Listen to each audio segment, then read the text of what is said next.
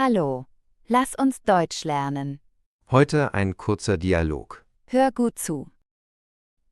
Wenn ich an Schwächen denke, fällt mir sofort meine Ungeduld ein. Ich habe immer das Gefühl, dass alles sofort passieren muss.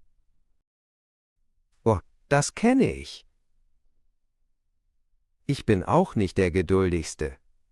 Aber was glaubst du, woher das kommt? Vielleicht liegt es an der Schnelllebigkeit unserer Welt.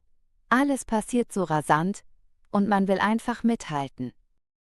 Ja, das stimmt. Für mich ist eine große Schwäche, dass ich manchmal nicht gut Nein sagen kann. Ich möchte es jedem recht machen. Das verstehe ich. Es fühlt sich oft so an, als würde man andere enttäuschen, wenn man Nein sagt. Genau. Aber ich habe gelernt, dass es wichtig ist, seine eigenen Grenzen zu kennen und zu wahren. Absolut. Eine andere Schwäche von mir ist, dass ich manchmal zu perfektionistisch bin. Ich kann mich in Details verlieren. Das kann ich nachvollziehen. Manchmal ist es schwer, das große Ganze zu sehen, wenn man so fokussiert auf die kleinen Dinge ist. Es ist ein ständiger Balanceakt. Einerseits will man qualitativ hochwertige Arbeit leisten, andererseits muss man auch irgendwann einen Schlussstrich ziehen. Richtig. Für mich ist es eine Herausforderung, nicht alles persönlich zu nehmen. Ich grüble oft über Kritik nach. Das ist auch schwierig. Kritik fühlt sich oft wie ein Angriff an, obwohl sie eigentlich konstruktiv gemeint ist. Ja, und ich denke, es ist wichtig, sich daran zu erinnern, dass niemand perfekt ist. Schwächen gehören einfach dazu. Genau, es geht darum, an sich zu arbeiten und sich selbst zu akzeptieren, mit all seinen Stärken und Schwächen.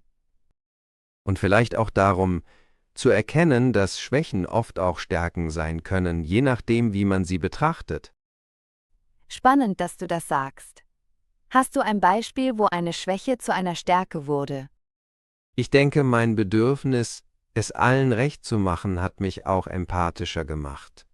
Ich kann mich gut in andere hineinversetzen. Das ist eine schöne Perspektive. Meine Ungeduld hat mich oft dazu gebracht, kreativer zu werden und schnelle Lösungen zu finden. Das zeigt, dass wir lernen können, mit unseren Schwächen umzugehen und sie vielleicht sogar zu nutzen. Absolut. Und ich glaube, es ist auch wichtig, offen darüber zu sprechen. Es hilft, sich selbst besser zu verstehen. Und es nimmt einem den Druck, perfekt sein zu müssen. Niemand hat alle Antworten, und das ist völlig in Ordnung.